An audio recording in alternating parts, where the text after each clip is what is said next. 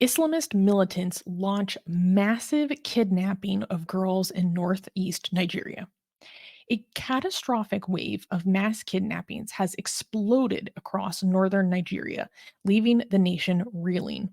In the town of Kuriga, Kaduna State, witnesses report the staggering abduction of over 280 elementary school children aged 8 to 15 by gunmen on motorcycles who stormed their school early Thursday morning, firing into the air.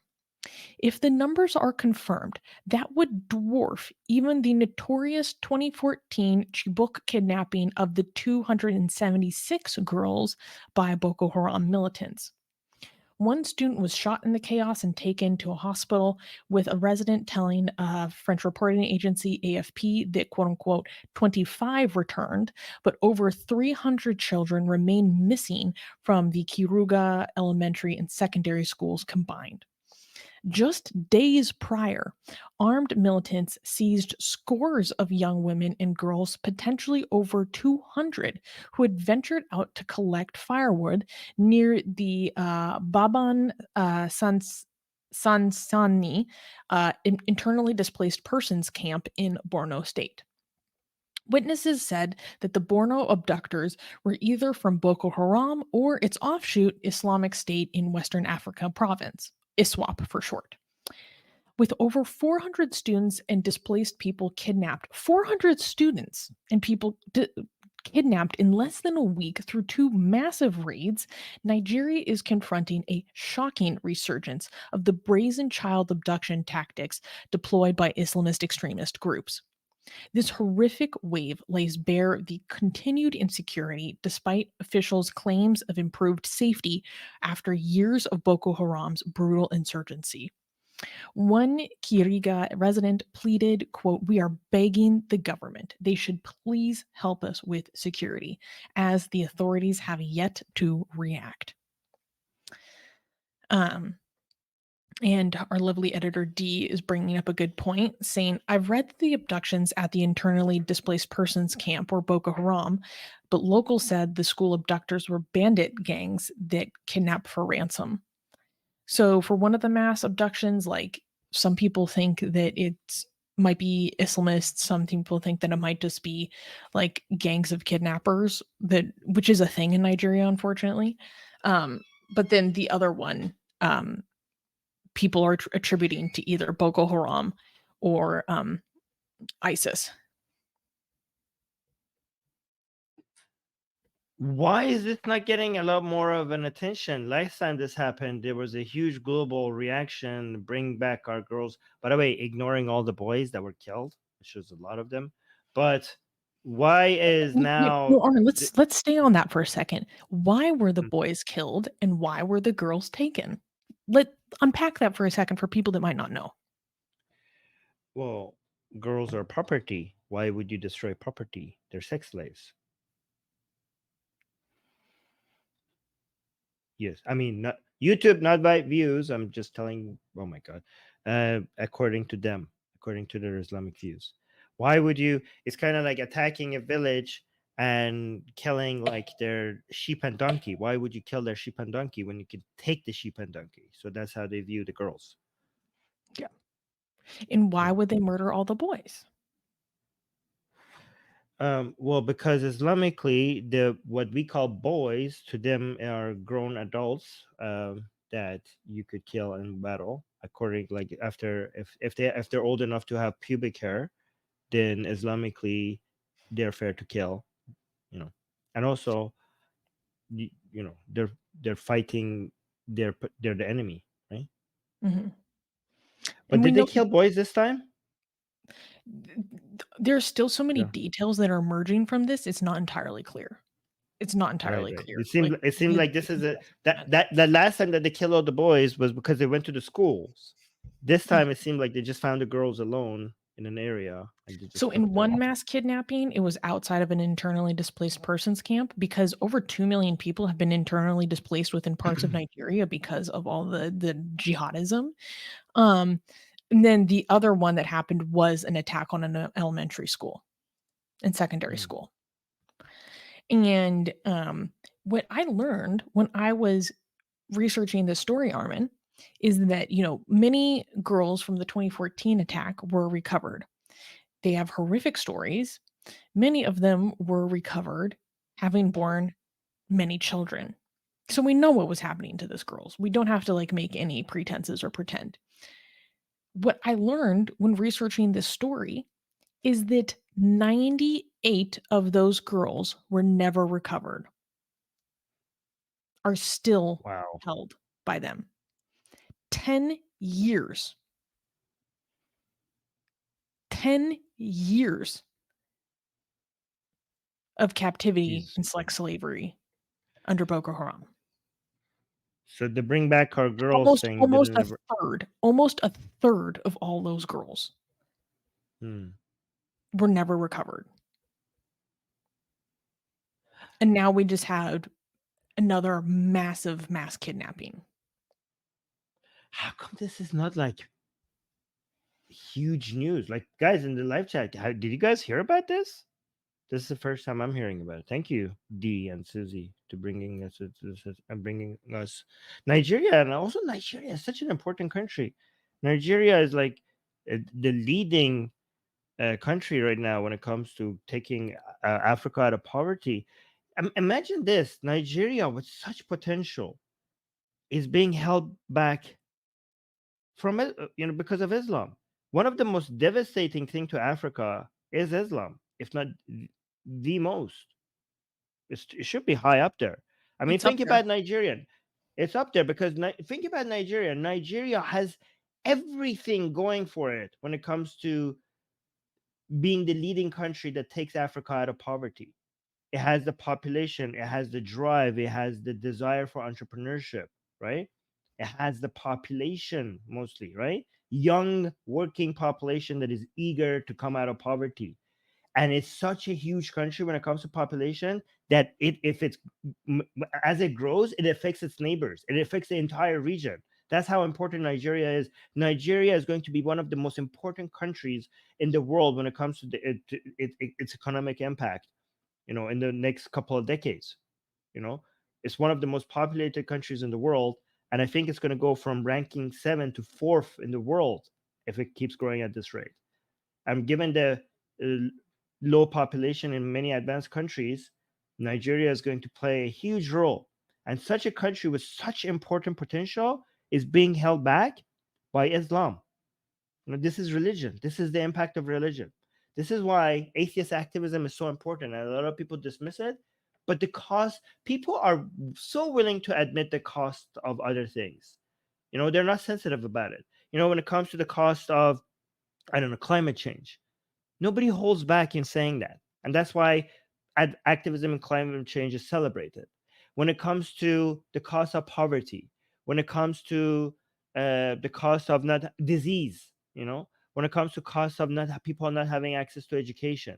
And that's why people, activists in those areas are celebrated.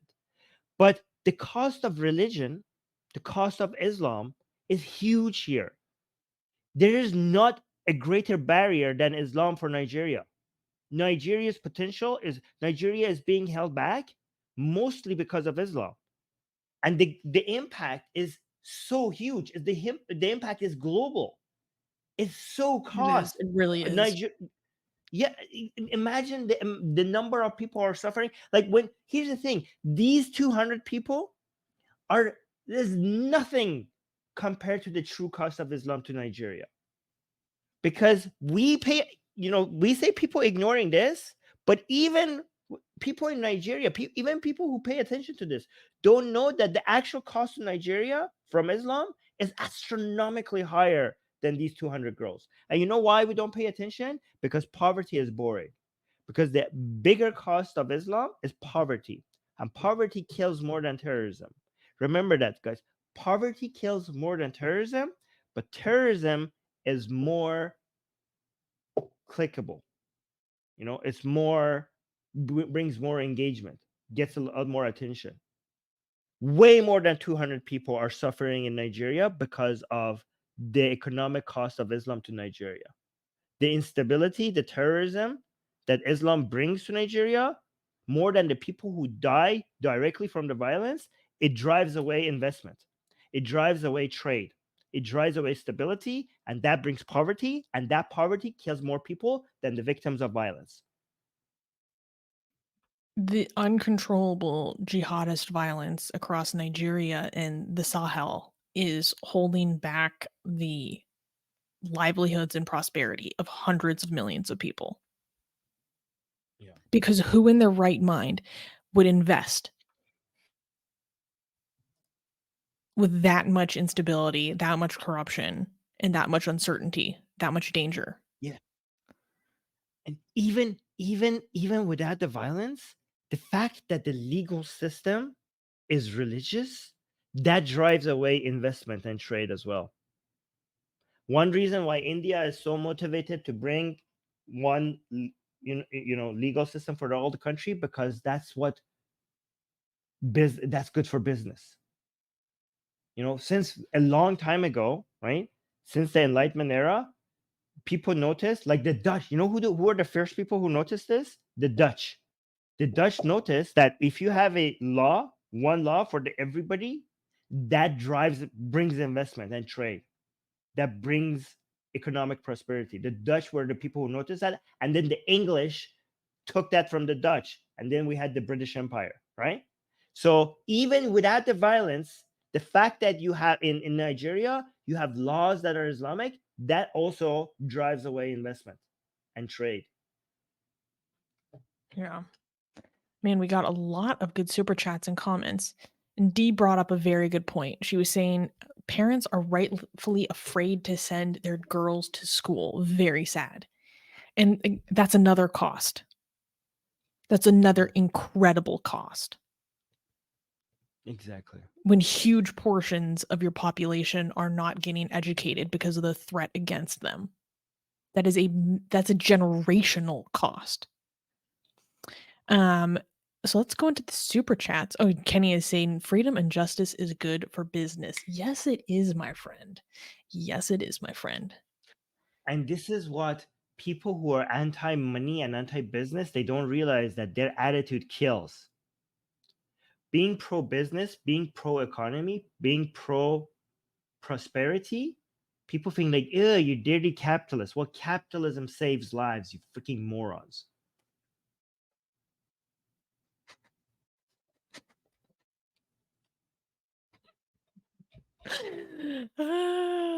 I have a friend who lives in my city who's a giant libertarian, and she's a huge fan of Armin. And whenever I'm like hanging out with her and I get a text from Armin or something, she's like, "Oh my god, it's my capitalist king!"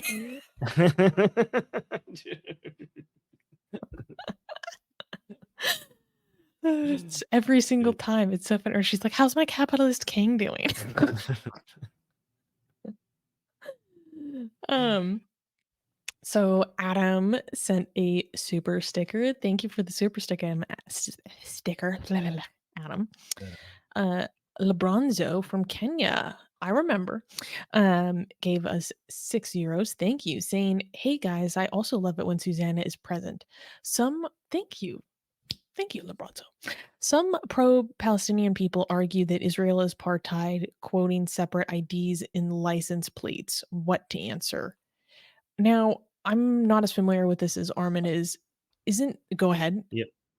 Isn't that like First a of all, actually, just go ahead. two problems. Say so-called pro-Palestinians, because these people are not pro-Palestinian. We're pro-Palestinian, okay? But they're not. They're pro-terrorism. Okay, so separate IDs and license plates for who? Are you talking about Palestinians?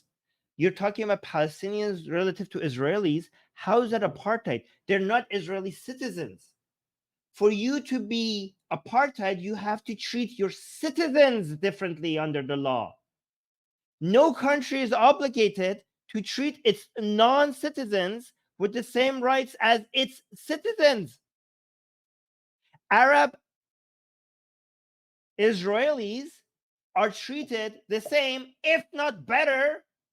If you want to argue that Israel is apartheid, it's apartheid against Jews, because the Arabs of Israel have more freedoms than the Jews. More freedoms, not less. So people, okay, so there's three areas, okay? West Bank, Israel, Gaza, okay? If people are talking about apartheid and they mention Gaza and West Bank, they have no idea what they're talking about. These people are not citizens of Israel. It's ridiculous to ask Israel to give them the rights that Israeli citizens are enjoying. No country is asked to do that. Nobody asked any other country to give their rights that they have for their citizens to people who are not even citizens of your country. If they're talking about the Israeli part as apartheid, we'll go look at the rights and freedoms that Arab citizens of Israel enjoy compared to Jews. Tell me where the bias. Tell me where the bigotry. Tell me what the which part of it is apartheid. If they point to bigotry in Israel against Arabs, then tell them that, oh, okay, then every country is apartheid because every country has examples of bigotry in it. For it to be apartheid, you have to show me laws within Israel that treats Arabs differently than Jews. That's what you have to show me. Unless you're ACL, suddenly arguing for a one-state solution. yeah. Um, Kenny gave a $5 super chat followed by another super chat saying, "Weird, I can't send any super chats with Hamas in it." But then other people were able to. Yeah, This it's is not why I very say that consistent. the YouTube algorithm is the greatest of gaslighters. Um, Abdullah Kram gave us a $10 super chat. Thank you, saying Turkish ex-Muslim and now Catholic Christian since October 7th. Thank you for this channel and exposing the sufferings of Muslim women. Well, thank you for your support. And Thank Yusuf you. Dumfrey said that we should move on to eco-capitalism. Is this like eco-modernism? Because I can be very sympathetic to an eco-modernist approach.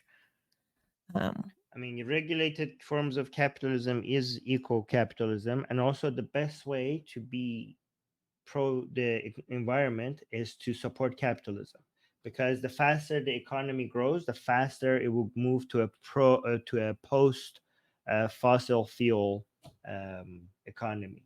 So the faster a country advances economically, the faster we're going to reach that era. So capitalism is Exactly. good for environment. Yeah. Um, and Jesse Reinbach sent a completely incoherent super chat saying, "Yo, nice face, but weirdest OnlyFans ever. P.S. Nigerians are best at Islam." Okay, bro. Wow. No, I mean, that was a compliment. He was saying we're so good looking that he thought that this is OnlyFans. Do you know who makes the most amazing, gorgeous, and other adjectives that I can't use here on YouTube, blasphemous art ever? We do. And for some reason, we are giving it away for free. Download them now using the link in the description before we change our mind.